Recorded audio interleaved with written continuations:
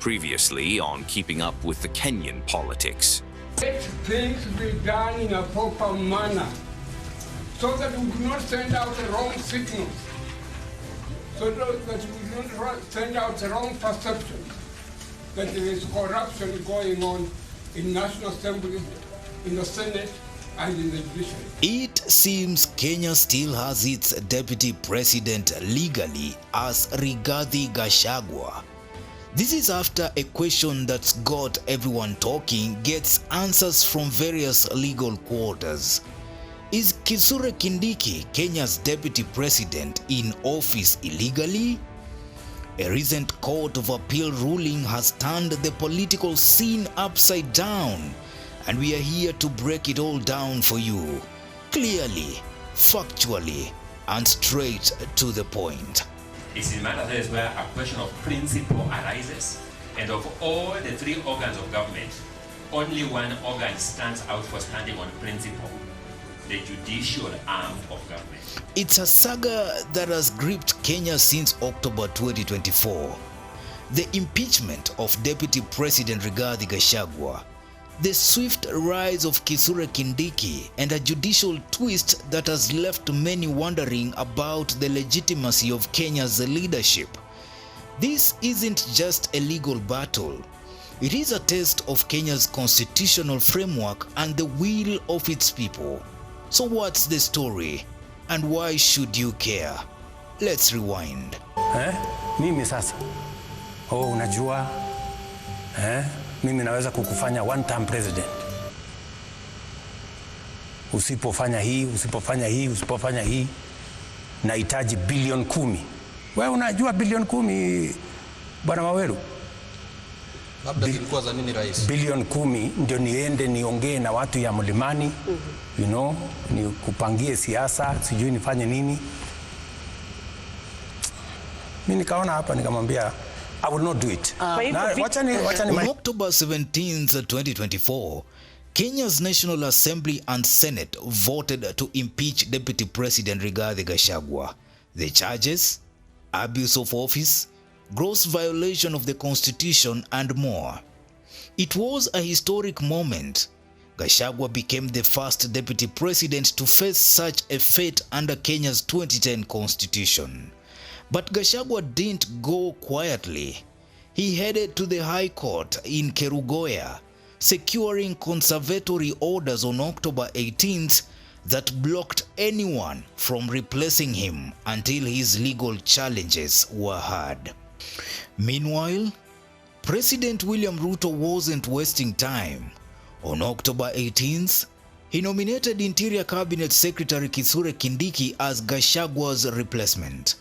The National Assembly, in a swift move, approved Kindiki with 236 votes. But those conservatory orders stood in the way of Kindiki taking office.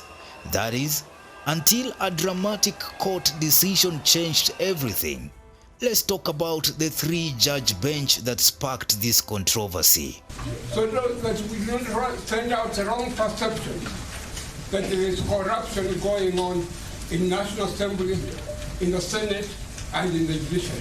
Fundamental as this, in a matter we all agree that to handle Gachagua's petitions, Deputy Chief Justice Philomena Mwilu empaneled a three-judge bench on October 18, 2024, consisting of Justices Eric Ogolla, Anthony Murima, and Freda Mugambi. On October 31st, this bench made a pivotal ruling. They lifted the conservatory orders, arguing that a vacant deputy president's office would paralyze government operations. With the legal barrier gone, Kithure Kindiki was sworn in as deputy president on November 1st, 2024. But here's where things get messy. Fast forward to May 9th, 2025, the Court of Appeal, led by Justices Daniel Musinga, Mumbi Ngugi, and Fred Ochieng, dropped a bombshell. They ruled that Philomena Mwilu had no constitutional authority to empanel that three-judge bench. Why?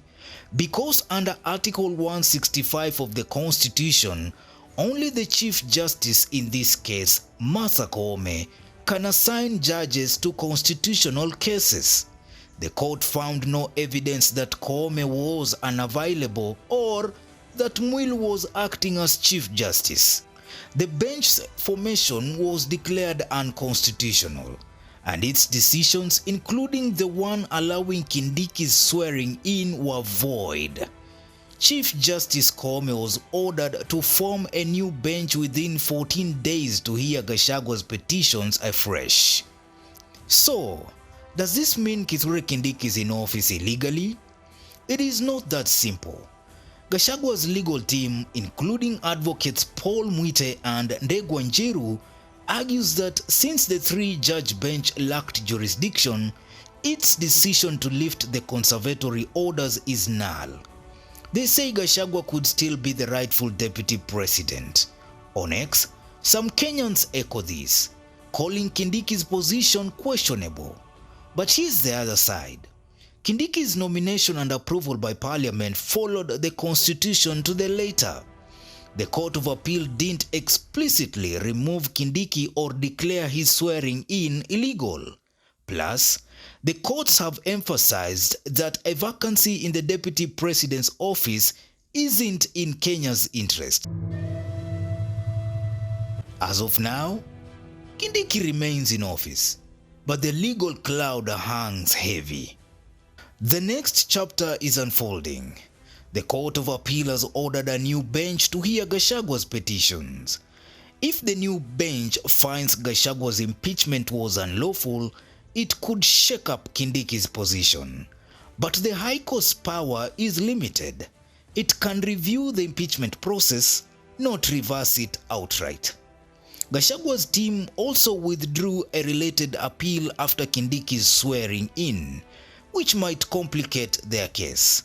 For now, Kindiki serves as deputy president, but the judiciary holds the key to this saga's resolution. For the Deputy Chief Justice to have sat in the middle of the night on Friday, the 18th of October, was a gross irregularity. That even the Gen Z were abducted, the substantive Chief Justice did not empanel a single bench to sit on Saturday or on Sunday. That is why this was the context in which this matter must be viewed. And why should every Kenyan care? So nikamwambia hii haiwezekani. Na kama ni kuwa one term ni sawa. Hakuna problem. Kama wewe ndio kuamua nani atakuwa one term, nani atakuwa sijui how many terms, nilikuwa nafikiri ni wananchi wa Kenya na Mungu. This isn't just about Gachagua or Kindiki. It is about the strength of Kenya's constitution, the independence of Kenya's judiciary, and the stability of Kenya's leadership. Every Kenyan feels the ripple effects of political uncertainty. This case tests whether the institutions can uphold the rule of law while keeping the government running. It's a story of power, justice, and the future of Kenya's democracy. And that's where Kenya stands. The Kindiki-Gachagua saga is far from over, and the courts will have the final say. What do you think? Is Kindiki's position secure, or is Gachagua poised for a comeback? Drop your thoughts in the comments.